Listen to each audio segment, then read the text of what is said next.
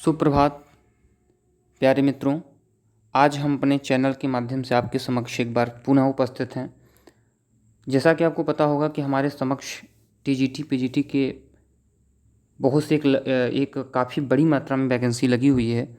तो उस वैकेंसी को ध्यान में रखते हुए हम लोग अपनी तैयारी शुरू करेंगे। तो थोड़ा लेंदी में तैयारी शुरू करेंगे, ठीक है, थोड़ा सा विस्तार से पढ़ेंगे। शॉर्टकट तो आपको बहुत जगह मिल जाएगा। तो चलिए आज हम संस्कृत गद्य का विकास पढ़ते हैं और इससे संबंधित कुछ प्रश्न जो बना करते हैं परीक्षाओं में वो देखेंगे। इसी के अंतर्गत हम प्रश्नों का जिक्र भी करेंगे। जैसे देखिए, वैदिक गद्य का साहित्य। देखिए, सबसे पहले संस्कृत गद्य का साहित्य समझने के लिए हमको वैदिक गद्य का साहित्य समझना होगा। क्यों? क्योंकि आपको पता होगा कि सबसे पहले प्रारंभिक अवस्था में ऐसा माना जाता है कि जो हमारे वेद शास्त्र ही आए और संस्कृत का जो सर्वाधिक प्रयोग या प्रारंभिक अवस्था जो है वो वैदिक काल से ही शुरू होती है। तो चलिए समय न गंवाते हुए टॉपिक को देखते हैं। वैदिक साहित्य में गद्य साहित्य का रूप उसमें वर्णित आख्यानों में दिखाई पड़ता है। देखिए, आपको पता हुआ उसमें जो आख्यान है, जैसे कि ऋग्वेद है या यजुर्वेद है, सामवेद है, अथर्ववेद है, तो उसमें जो आख्यान है जैसे कि सुनासेप आख्यान है ना। इस एक एग्जाम्पल मैंने आपको बताया। तो ये जो आख्यान है, जो वार्तालाप हुए हैं उसमें, तो ये गद्य की भाषा में हुए हैं। तो ऐसा माना जाता है कि गद्य अचानक कहीं नहीं आ गया है दुनिया में, ठीक है। इसका ये शुरू से वेदों से चला आ रहा है, लेकिन ये कम मात्रा में यूज होता था, ये बात मैं मान सकता हूँ। इन आख्यानों में गद्य के साथ पद्य का भी भाग मिलता है, जिसे आप गाथा कहते हैं, ठीक है। तो इसी आख्यान में गद्य के साथ बीच में कुछ पद्य आ जाएंगे। आख्यान चलता रहेगा, बीच बीच में पद्य आ जाएंगे, तो उसे गाथा कहेंगे। अब ये प्रश्न यही बन गया, ठीक है, कि आख्यान जो है, आख्यान के बीच में अगर कोई चीज़ आ जा रही है तो उसे हम क्या कहेंगे? तो उसे हम गाथा कहते हैं, ठीक है। ऋग्वेद में नारा संसी गाथाओं का उल्लेख है। देखिए, यहाँ पे एक प्रश्न आपसे बनेगा जो पीजीटी की तैयारी करते होंगे, तो उसमें ऋग्वेद है सिलेबस में, तो शॉर्टकट के एग्जाम में पूछ लेगा कि नारा संसी जो गाथाएं हैं ये किस वेद में हैं? तो ऋग्वेद में। 4 ऑप्शन आपके पास रहेंगे। वैदिक गद्य में छोटे छोटे सरल एवं सुबोध शब्दों का प्रयोग है, ठीक है। तो वैदिक गद्यों में सुबोध और छोटे छोटे शब्दों का प्रयोग है, बहुत लेंदी शब्द नहीं है उसमें। ह उ वै आदि अव्यय वाक्यालंकार के रूप में प्रयुक्त हैं, ठीक है। ये अव्यय वहाँ पे यूज हुए हैं। वैसे तो नॉर्मली अव्यय आप जानते होंगे, च ये सब इत्यादि होते हैं, लेकिन वहाँ के जो वैदिक अव्यय हैं कुछ इस तरह से हैं, जिसमें रोचकता तथा सुंदरता का समावेश हो जाता है, ठीक है। समासों का प्रायः अभाव है। इसका मतलब यह है कि प्रायः मतलब लगभग ज़्यादातर समासिक शैली का प्रयोग आपको वहाँ नहीं मिलेगा गद्यों में। उदाहरणों की बहुलता है, एग्जाम्पल बहुत ज़्यादा से ज़्यादा दिए गए हैं वहाँ पर, ठीक है, समझाने के लिए। इससे पता चलता है कि जो हमारे प्राचीन काल के लोग थे, देखिए यही कहते हैं ना कि हम गेस करते हैं इन्हीं पॉइंटों से, कि पहले के लोग एग्जाम्पल देके समझाने में विश्वास करते थे। पहले के जो वैदिक चीज़ें हैं उसमें उदाहरणों का ज़्यादातर सहारा लिया गया है। उपमा तथा रूपक जैसे सादृश्य मूलक अलंकारों का सुंदर संयोजन है। सादृश्य मूलक जो समानता दिखाते हैं, ठीक है, ऐसे अलंकार। ये अलंकार आपको जो उपमा रूपक एक ही कैटेगरी में है, सब सादृश्य मूलक अलंकार के अंतर्गत आते हैं, ठीक है। तो वैदिक गद्य का एक उदाहरण आपको दिया गया है, यहाँ देख लेते हैं। वरात्य आशीदीयमान एव स प्रजापतिम समयरयत सह प्रजापति सुवर्ण मात्मन्न पश्यत तत् प्राजनयत, ठीक है, प्राजनयत। तो ये इसका एक उदाहरण आपको दिया गया है कि वैदिक गद्य इस तरह का कुछ हुआ करता था। देखने में आपको पद्य जैसा लगेगा, बट एक गद्य है। पौराणिक एवं शास्त्रीय गद्य अगला टॉपिक आता है। अब वो तो वैदिक गद्य था, पौराणिक गद्य, चूँकि वेद उपकार पुराण आएंगे आपके और शास्त्रीय गद्य आएंगे, शास्त्र, वेद पुराण शास्त्र, ये होता है ना। तो वैदिक गद्य के बाद पौराणिक एवं शास्त्रीय गद्य अत्यंत प्रौढ़ कहते हैं ना, उत्कृष्ट लेवल, कैसे कहते, किसी व्यक्ति को कहते हैं कि ये आदमी जो है प्रौढ़ है। बहुल एवं गाढ़बंध वाला है, गाढ़बंध वाला मतलब कहते हैं ना, कंसंट्रेट इंग्लिश में कहते हैं, काफ़ी समीप आपस में, ठीक है। अलंकृत होने के कारण इसमें साहित्यिकता के दर्शन होते हैं, साहित्यिकता के इसमें दर्शन होते हैं। अलंकृत मतलब अलंकारों का ज़्यादा प्रयोग किया गया है, तो साहित्य आपको साहित्यिकता के दर्शन इसमें होंगे आपको। श्री मद्भागवत और विष्णु पुराण का गद्य इसका स्पष्ट उदाहरण है। किसका? जो ऊपर तरीके बताए गए, जो ऊपर बताया गया, विशिष्टताएं बताई गई, ऐसे विशिष्टताओं से युक्त आपके जो 2 एग्जाम्पल दिया गया वो आपको दिया गया विष्णु पुराण और श्रीमद् भागवत, ठीक है। विष्णु पुराण में एक सीरियल भी बन चुका है, आप उसे देखिएगा। यथैव व्योम्नि वह्नि पिराडोपमं त्वामह पश्यं तथैवाद्याग्रतो गतमप्यत्र भगवता किंचन प्रसादीकृतं विशेष मुपख क्षयामित्युक्ते भगवता सूर्येण निजंठा, ठीक है, सूर्येण निजंठा दुन्मुच्चरय मतकम नाम महामणि वर मवतार्यम एकांते न्यस्तम। शास्त्रीय गद्य में तत्वज्ञान संबंधी दर्शन ग्रंथ भाष्य व्याकरण शास्त्र, ये शास्त्री इन सब चीज़ों के संदर्भ में मतलब ये विषय हैं, शास्त्रीय गद्य के ये विषय हैं जो आपको बताए गए हैं। कौन? ग्रंथ भाष्य व्याकरण, ठीक है, ये शास्त्रीय गद्य कहलाते हैं। अभी जो आपको व्याकरण है ना लिखा गया है, एक प्रकार से गद्य ही है, लेकिन कैसा है? शास्त्रीय गद्य के अंतर्गत आ गया है। आपसे पूछ सकता है कभी कैटेगरी की जो व्याकरण वगैरह हैं ये किसके अंतर्गत आते हैं, ऑप्शन आपको 4 मिलेगा। मैंने कहा ना प्रश्न आपको इससे बनते मिलेंगे। अगर इस तरह पढ़ेंगे तो आपको ज़्यादा समझ में भी आएगा, प्रश्नों को आप जल्दी कवर कर पाएंगे कहानी के रूप में। संबंधी ग्रंथ आते हैं। ऐसे शास्त्रकारों में पतंजलि, सबर स्वामी, शंकराचार्य और जयंत भट्ट प्रमुख हैं। और आप जानते हैं महाभारत, या मैंने कुछ ऐसे अपना व्याख्या तैयार किया था तो मैंने लिख दिया है महाभाष्य में 84 आहनिक हैं, ठीक है। महाभाष्य जो है वो आहनिकों में लिखा गया है। आहनिक होते हैं, निश्वास होते हैं, खंड होते हैं, ठीक है, सर्ग होते हैं। तो ग्रंथों को अलग अलग डिवाइड करने का एक सिस्टम था अपना महाकवियों का प्राचीन।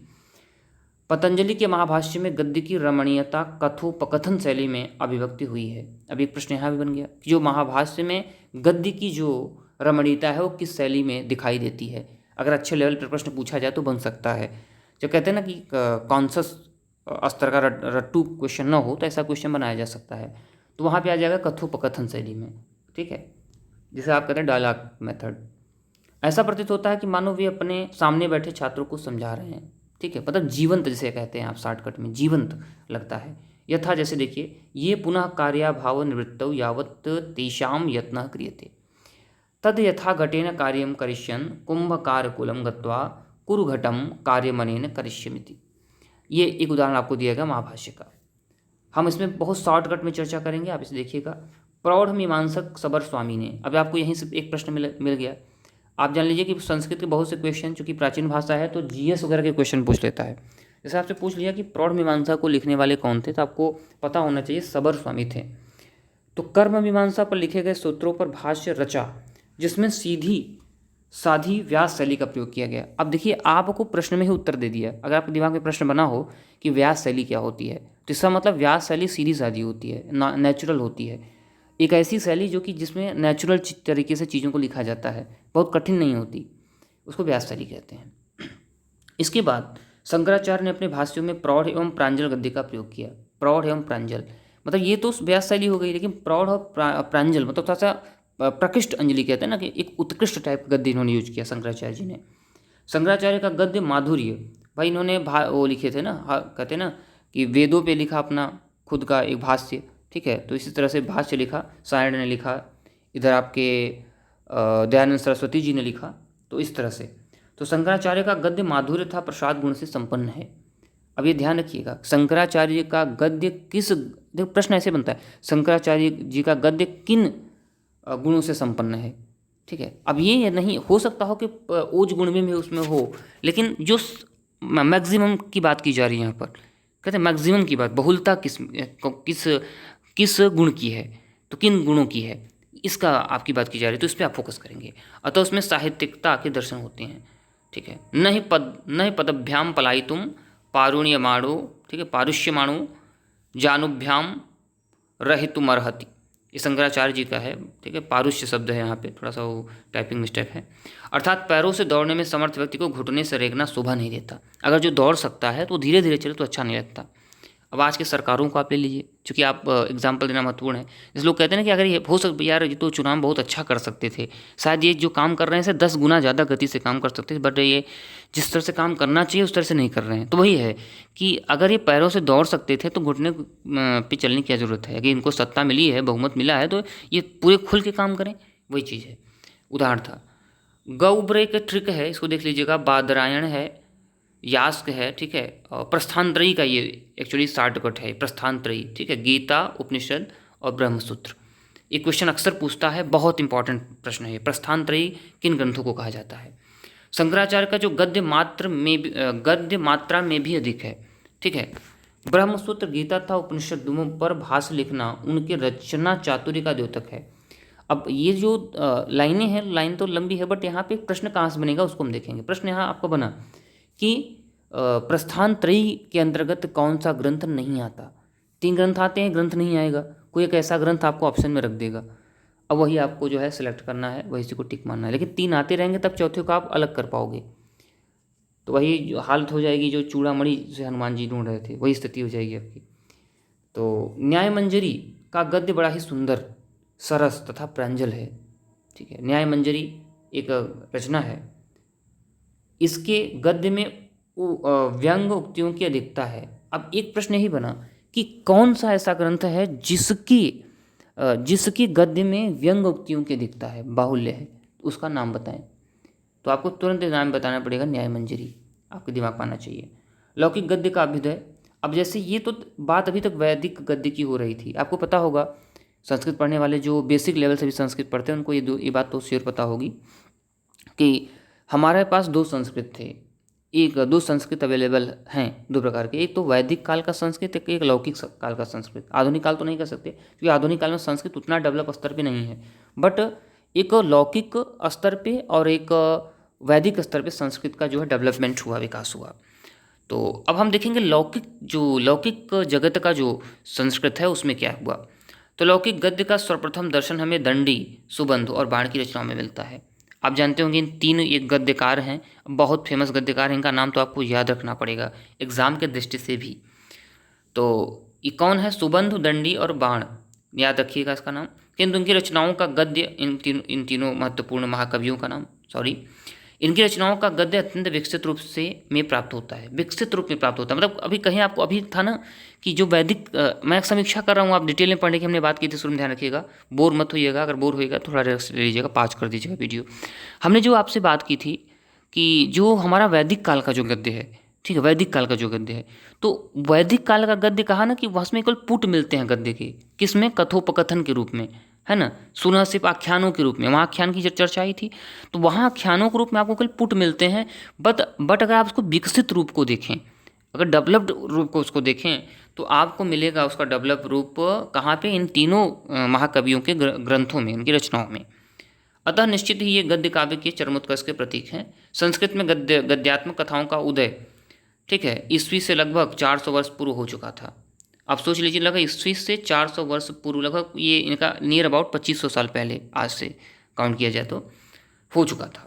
वैयाकरण होता है। अब देखिए यही प्रश्न बन गया, टेट के एग्जाम में तो यही पूछता है जाहिर सा कि शुद्ध क्या है, या निम्नलिखित में से कौन सा शुद्ध है या शुद्ध क्या है?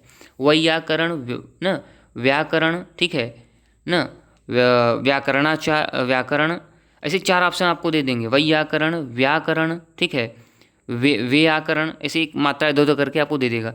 तो वैयाकरण शुद्ध होता है, व्याकरण को जानने वाला वैयाकरण कहलाता है, ठीक है। तो वार्तिककार कात्यायन ये वैयाकरण थे। 350 ईस्वी, जिसमें थोड़ा टाइपिंग मिस्टेक है तो काल कहीं कहीं इनको देता है, नियर अबाउट आप 350 ईस्वी पूर्व इनको मानिएगा। संस्कृत गद्य काव्य की आदिकालीन आख्यायिकाओं आख्यान से परिचित थे। महाभाष्यकार पतंजलि। अब यह सीधा सीधा प्रश्न अगर सिंपल टेट वगैरह की नज़र से देखा जाए, लॉन्ग अगर कहेंगे और परीक्षाओं में टीजीटी लेवल पर भी प्रश्न बनते हैं और टेट लेवल पर भी, कि महाभाष्यकार कौन थे, इनका समय क्या था? 150 ईस्वी पूर्व, ठीक है। कात्यायन कौन थे, या कि वैयाकरण थे, वार्तिककार थे, ऐसे प्रश्न बनेगा। एक तो वार्तिककार थे, एक प्रश्न यहाँ बना, वैयाकरण थे, एक प्रश्न यहाँ बना, और इनका समय क्या था, एक प्रश्न यहाँ बना। तो 3-4 प्रश्न यहाँ से आपके निकल रहे हैं, ठीक है। एक एक टॉपिक से यहाँ प्रश्न निकलेंगे क्योंकि हम अपने नोट से पढ़ा रहे हैं आपको। तो 150 ईस्वी पूर्व में ने 3 आख्यायिकाओं की रचना की थी महाभाष्यकार पतंजलि। आपको ध्यान होगा कि कभी कभी पूछता है, ऐतिहासिकता पे जाएंगे तो पूछ लेता है कि ये किसके दरबार में थे। तो इतिहास भी आपको पता होना चाहिए कि पुष्यमित्र शुंग के दरबार में थे, ठीक है। माँ अश्वमेध यज्ञ कराया था उन्होंने, ठीक है, उनके मतलब राज पुरोहित थे। तो ये सब चीज़ें प्रश्न भी पूछ लेता है संस्कृत में, पीजीटी के एग्जाम में खूब धूमधाम से पूछता है, आप वहाँ देखिएगा, पूछ लेता है कि ऐतिहासिकता भी आपको पता होनी चाहिए, इंटरलिंक्ड करना आना चाहिए कि हाँ इनकी ऐतिहासिकता क्या थी। तो 3 आख्यायिकाओं वासव दत्ता, सुमनोत्तरा तथा भयमरथी उदाहरण के रूप में इन्होंने दिया, ठीक है। तो ये हो गया आपका। और इसमें मैंने गद्य त्रयी लिखा है, क्योंकि ये जो रचनाकार ऊपर बताए गए सुबंधु, बाण, दंडी, तो इन्होंने 3 गद्य इनके भी फेमस हैं। तो सुबंधु बाण दंडी, सुबंध ये स ब द मैंने लिखा है तो इसे शॉर्टकट है सुबंध बाण दंडी। तो उत्तरार्ध 6वीं ईस्वी के उत्तरार्ध में सुबंधु को माना जाता है। बाण को 7वीं ईस्वी के पूर्वार्ध में माना जाता है, बाण को पूर्वार्ध। अच्छा, पूर्वार्ध उत्तरार्ध क्या है, डाउट क्लियर करेंगे, नॉर्मल चीज़ें देखेंगे। मैंने शुरू में कहा था कि जैसे कि मान लीजिए चल रहा है 700, मान लीजिए 2051 चलेगा, 2000 चल रहा है, अपने टाइम से जोड़ते हैं तो 2000 जो 51 चलेगा ना, ये 21वीं सदी का उत्तरार्ध हो जाएगा। और 2050 के पहले का जो टाइम होगा, ठीक है, वो सब पूर्वार्ध हो जाएगा। पूर्व धन अर्ध और उत्तर धन अर्ध, बाद का आधा और पहले बीच के पहले का आधा। तो 20 से आप काउंट करिएगा, 50 के आगे 50 के पहले। तो ये आपको आना चाहिए डिवाइड करना, इससे आपको समझने में मदद मिलेगी। अब आते हैं आप दंडी पे। तो महाकवि दंडी जो थे ये 6वीं ईस्वी पूर्वार्ध में माने जाते हैं। और यहाँ पे कुछ राजाओं, ये भी कभी कभी बाण से बाण थे तो बाण को समकालीन माना जाता है, क्या कहते हैं, हर्ष के। तो ये प्रश्न कभी कभी बन जाता है आपसे, ठीक है। अब हम आएंगे अगले टॉपिक पे, इसको देखेंगे हम लोग।